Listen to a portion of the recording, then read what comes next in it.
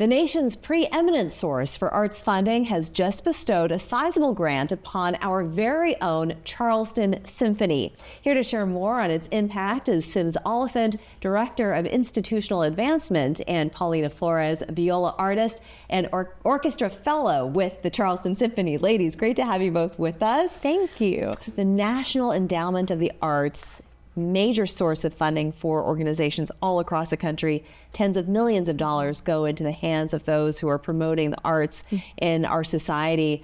Congratulations on securing this grant. Maybe you could tell us a little bit more about how much and where it's going. Absolutely. So we are thrilled that the National Endowment for the Arts has chosen to invest in the Charleston Symphony with a sizable gift of $30,000 that will be going to support our Charleston Symphony Inclusion Fellowship Program, which is a really amazing program for us. It's really been woven into the fabric of our organization for a few years. We have 2 tracks, our orchestral fellows, of which Paulina is one. So we have 5 orchestral fellows, 2 executive fellows. The orchestral fellows are talented, bright young students coming out of conservatories, master's program. So this is a bridge for them to be able to play with the Charleston Symphony. They play on all of our Masterworks and POPs programs. Right. They receive professional development while they're in town to really bolster their entrepreneurship and finance, public speakings, crafting their personal narrative.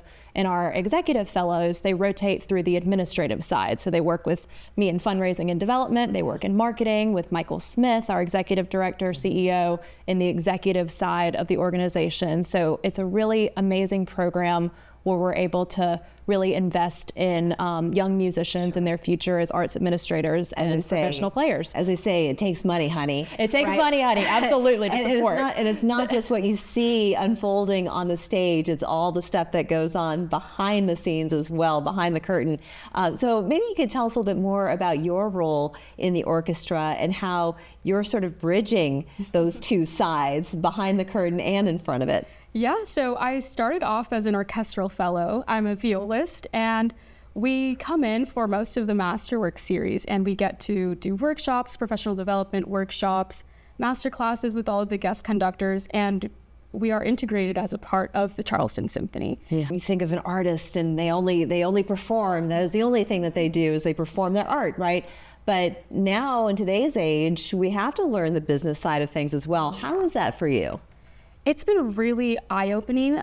There's so much work that goes on. As a mostly someone who did performing their whole lives, kind of seeing what goes on behind the show, behind putting on these shows, has been really enriching and educational. Do you see yourself continuing on those tracks simultaneously, or are you gravitating towards one versus the other?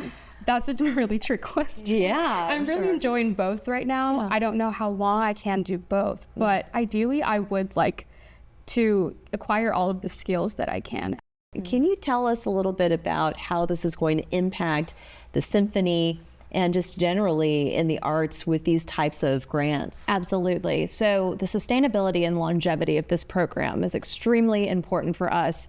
And just as you noted, it takes support, it takes funding so that we can continue these opportunities. It's a 2-year rotation for these fellows. So Paulina and her cohort will be with us for 2 years, and the goal is to graduate them forward as well-rounded musicians that not only have the musical skills, and they come to us extremely talented. So they get to work with our guest conductors and do mock auditions and workshops, but also well-rounded to be able to maybe dip into the executive side of the field if they so choose and be well-rounded entrepreneurs. And then we bring in a new cohort. So the idea is always to expand the program. It's been amazing how well woven into the fabric of our organization it's become. The fellows, they stay with our patrons in town, in Charleston. They're very much a part of the family. So this level of support and investment from a federal grant like this is going to be really huge in allowing us to continue to sustain and grow and welcome more fellows. The goal is always to do more. That's fantastic. Do you have any shows coming up? We do. We have one this week. We're doing Tchaikovsky's Violin Concerto, and I think the biggest one for us is the Carnegie Hall performance. Yes. So you are going to New York because there's only one way to get to Carnegie Hall, right? That's practice. Absolutely. So why are you going there, and what are you going to be performing? Absolutely. So this has been about a year and a half in the making. It is called a Charleston Celebration, and it really speaks to what the performance is about.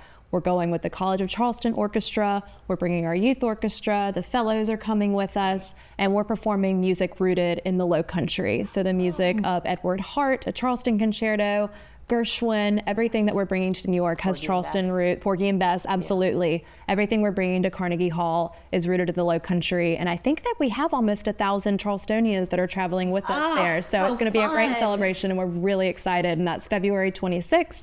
So we really hope that everybody gets excited and maybe comes and sees us when we get home. We're excited for you. Thank you so much for sharing, and congratulations again. Thank you. We're back after this.